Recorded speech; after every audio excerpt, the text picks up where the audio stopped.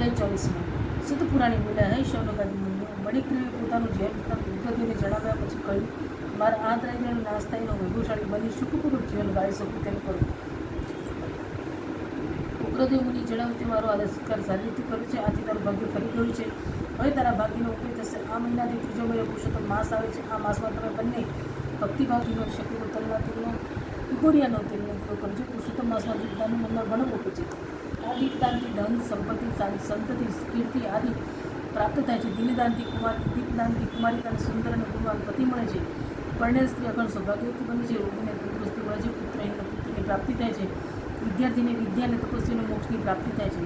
આ માસમાં દીપદાન કરવાથી 16 ગણું પુણ્ય હાંસલ થાય છે. આમ કરી મણિગ્રીવને સુખી થવાના આશીર્વાદ આપી મુનિ ઉગ્રદેવ પ્રયાગ તરફ જવા નીકળ્યા પડ્યા.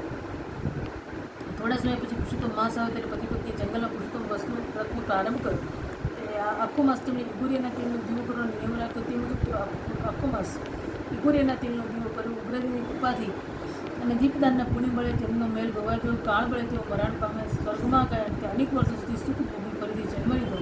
આ મણિગ્રીવ એ જ ચિત્રબાહુ રાજા જયસિંહની પત્ની ચંદ્રકાળા તરીકે જન્મ પામી અને ચિત્રબાહુની રાણી બની. આમ પુરુષોત્તમ માસમાં ફક્ત ઇગોરિયાના તેલનો દીવો આખો માસ કરવાથી આટલી સમૃદ્ધિ હાંસલ કરી શક્યા.